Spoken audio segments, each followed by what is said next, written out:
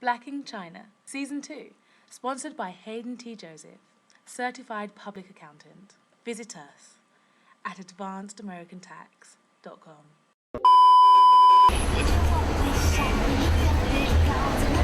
It feels like so awful. Feel it, feel it, feel it, feel it.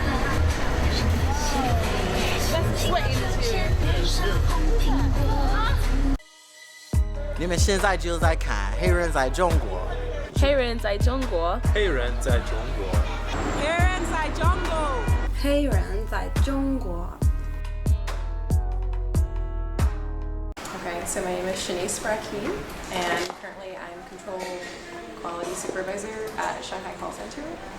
I'm from Trinidad and Tobago, and I came as part of a team to establish the Trinidad and Tobago Embassy here in Beijing. So I work for the Trinidad and Tobago government. We help to monitor the calls and give them feedback on how to present, telephone etiquette, stuff like that.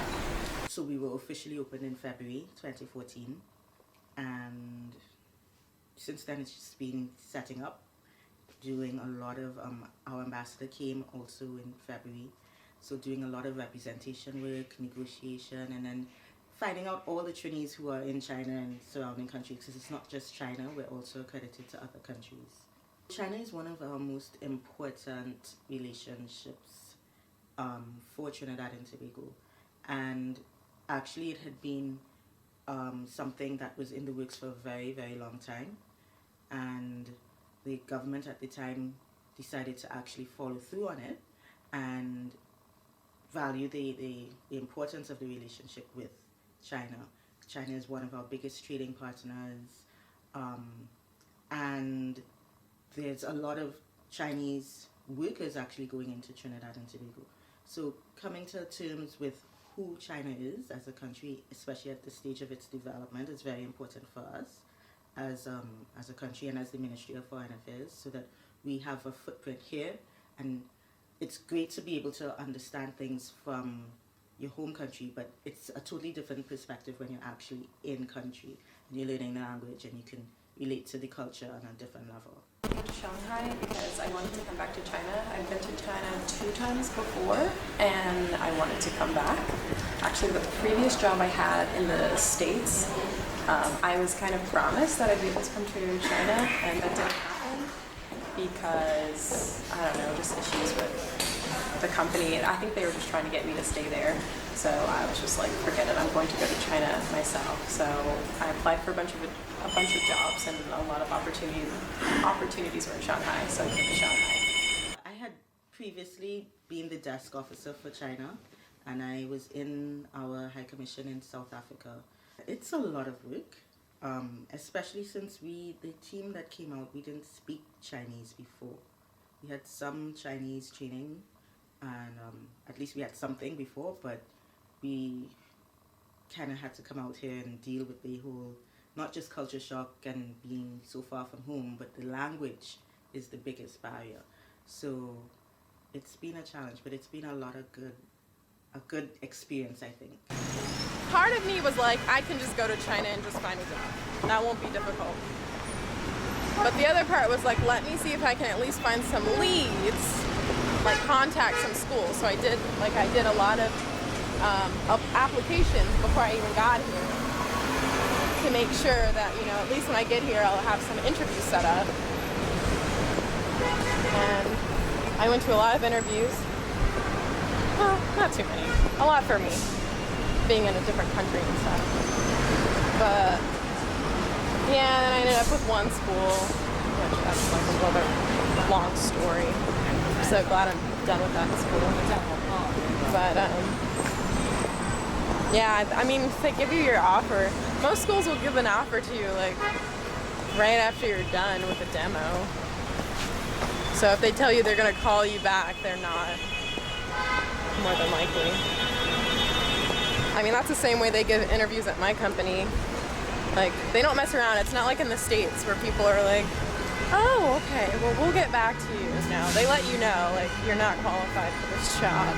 A lot of my money went towards the plane ticket to get here, and then the rest was supposed to be like for food and whatever, to give me enough time to find a job. Then you have to take into account when you find a job, you have to wait another month to get your paycheck, depending on when you start. And you can start where your paycheck will come for 2 weeks, but you'll get half of your salary, which is almost like nothing after taxes. So it's awkward because I also sit on interviews and do that. So like the boss will ask me like, so what do you think of her English ability? And she's sitting right there, so I can't be shy and be like, oh, it's not that bad. I have to be like, it's terrible. I can barely understand what she's saying. So it's like, it's weird because I'm used to the American way where you're like, okay, we'll get back to you. And then you talk about how terrible it is and then you just never call the person back. So I try to explain this to them. I'm not used to that whole, like, whatever. So my theory, I have this Yes. theory about, I call them newbies and lifers and boomerangers. I don't know, boomerang people. Basically, you have newbies like myself, anyone 5 years or younger in their Chinese foray into China. They have not yet reached that tipping point that I was talking about. So there's this tipping point where you've absorbed China and you're deciding, okay, whether you want to stay or not. And you reach that tipping point, whatever that point is, and you either decide, I'm gone, or, and you know, that's all it is. You were a newbie and you've gone. Or you leave and you come back. Those are the boomerangers. Or they're lifers who've just been here for 10, 15, 20, 25, 30 years. Because you've gotten accustomed to here and there's nowhere else that can really satisfy your thirst for life, because China just has that for you. So you said you're a newbie? Mm-hmm. I think so. I don't know. My tipping point, everyone has to define their own tipping point. So at first I said my tipping point is 2 years. I crossed that. So I don't know. We'll see. For the community that calls us, some people are really nice, you know, they're very appreciative of the service. And then you have some people who you can tell, like, everything has been done for them their entire lives. But in general, I don't know, like for me, I kind of feel like some people, they get frustrated about, you know, having to deal with Chinese and living in China. Part of me wants to be like, you live in another country. You really shouldn't be upset at this. Not everyone's gonna speak English. That's just how it is. But yeah, for the most part, I mean, like for example, we help people with their IEs. So you have people calling about IEs. In terms of IEs, I feel like some foreigners, they like want way too much from their IEs. Like they almost treat them like some type of servant. IE is basically like a housekeeper. Usually a woman, some IEs are guys, but it's usually like a woman maybe in her, I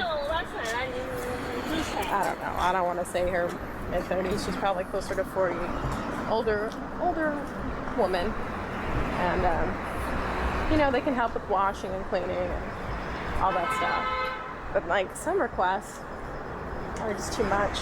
Like one woman was asking if her IE could work like 6 days a week. And like once, I think she like was asking her if she could work till like 8 p.m. and work really early in the morning on some days. And I was just like, you know, these people have lives.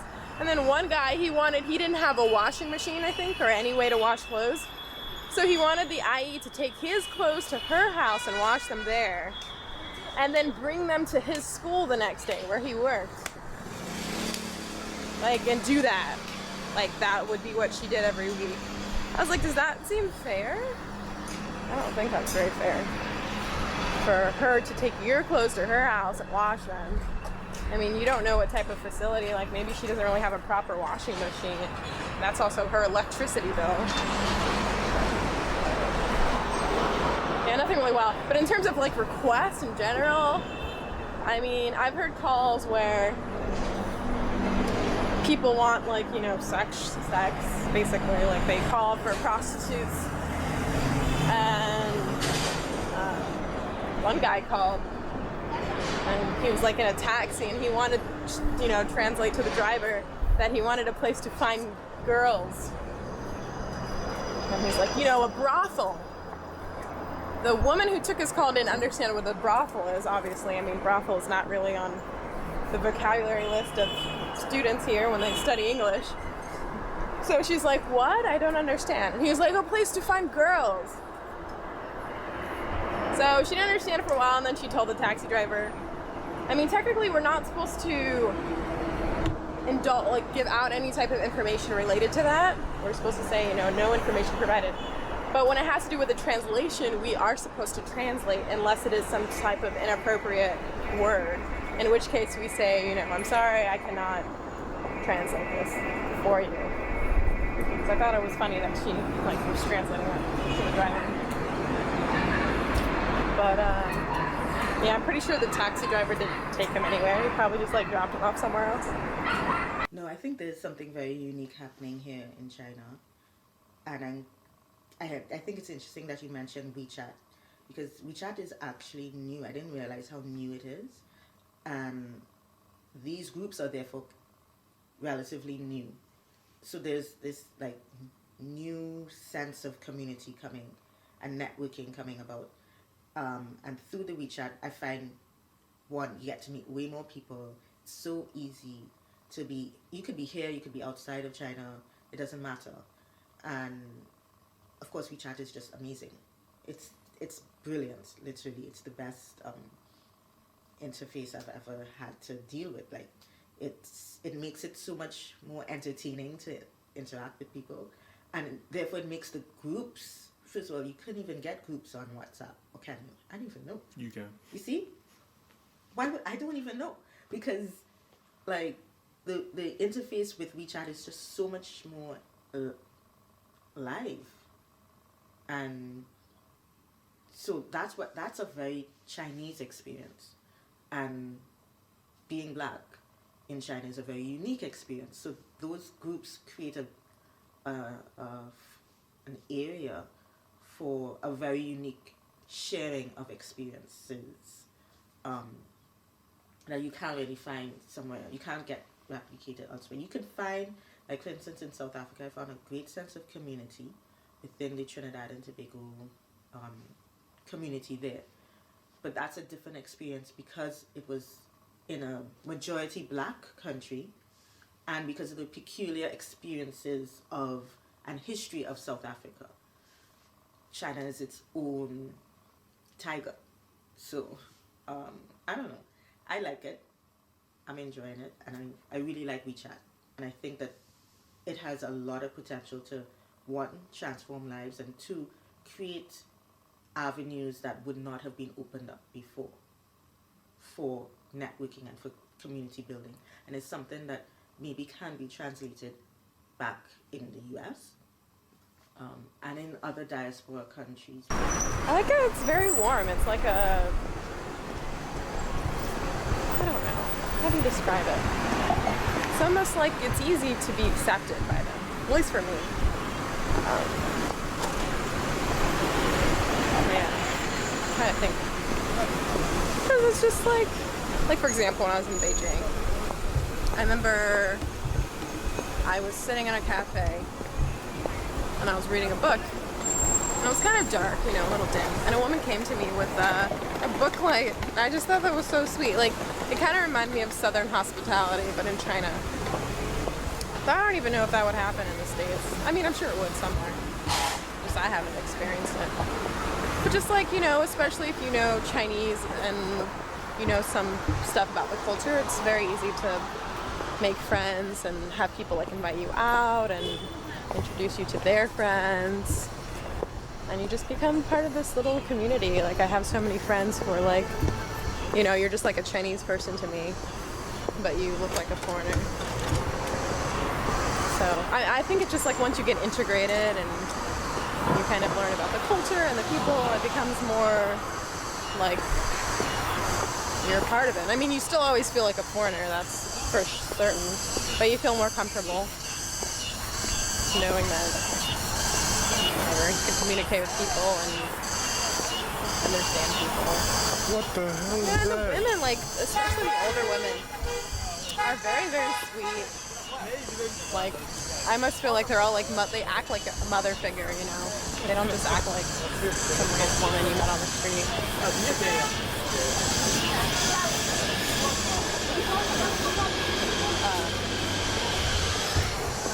So you foresee yourself here? Yeah, I'll be here a while, especially now that I have like a normal job and pays decent. I mean, it's not teacher salary, but it's still a good salary. So teachers make more here? Teachers make more everywhere in China. Oh. Yeah. I mean, I know this one guy who, he laughed. He pretty much laughed at me when I first got here. He was like, huh, another teacher.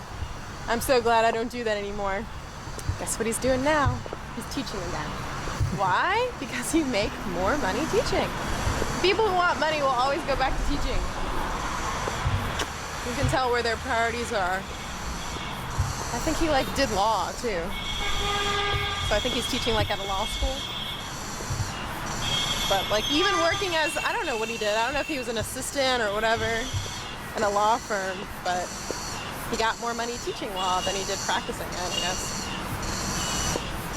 So that's funny. But the people here. Well, because like I can't really distinguish. I mean, I can only distinguish Shanghainese people from other people when I hear them speak Shanghainese. Like, okay, that person is different. But yeah, apparently the Shanghainese people, like here in the city in general, people are just like a little more rude in Shanghai than Beijing. It's more fast-paced. You know, people aren't as patient, which obviously makes sense. But like the thing is, there's so many people from so many different places, so it's kind of hard to say Shanghainese people are like this, because it's like there's people from everywhere here. So I'm actually surprised when I meet somebody who tells me they're from Shanghai. But I mean, you'll get all types of people. For the most part, I don't feel like people care here as much that you're a foreigner as in other places. Like there's not as much picture taking and staring and all that other annoying stuff. It happens. I mean, like I said, there's people from all walks of life here, so there's going to be people who've never seen foreigners before who want a picture with them. I know. But for the most part, it's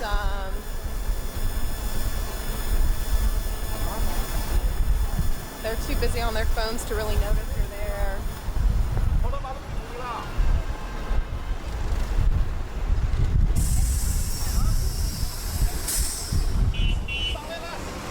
Have an open mind, be very willing to learn the language, absorb as much as you can, and don't be afraid if they start to touch your hair or they take pictures of your hair or they want to take pictures with you. I always say you may be, like, you have a special opportunity to represent Black womanhood here, and you may be that person's first Black woman that they've ever seen, and you can then define what it is to be a Black woman for that person. So treat it as a special and unique opportunity that you may never have again in your life because of the circumstances that exist here in China. And there are lots of Chinese who are interacting, going to the States, going all over the world, and they really, really love Black people. So they would want to relate to you. They would want to, come up to you and show that they they speak English, two, that they enjoy American culture, enjoy West Indian culture, Canadian culture, and they've been there, and so that is in itself a whole other opportunity to just relate to them and learn from them. So it's a two-way street.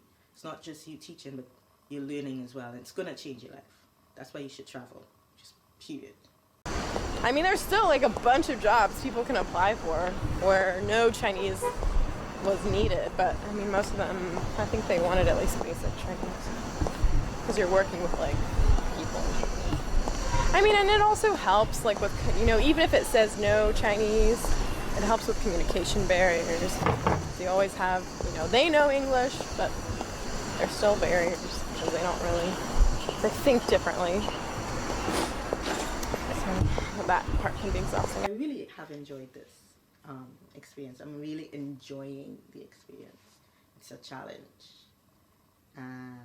But I think it's something like if you are thrown into the deep end, you either sink or swim, and you find out you're much stronger than you think you were, much stronger than you know, and you gain skills that you didn't know you had, and you're just better off for it, honestly. So yeah, I would encourage anyone to come out to China. It's something that will change your life. And the younger the better, because then you have a longer experience with the Chinese. And I think that relationship is only something that would grow over time, and they appreciate that. So, and your understanding of the language would be much better too. This is cool. Like, it's almost utopian.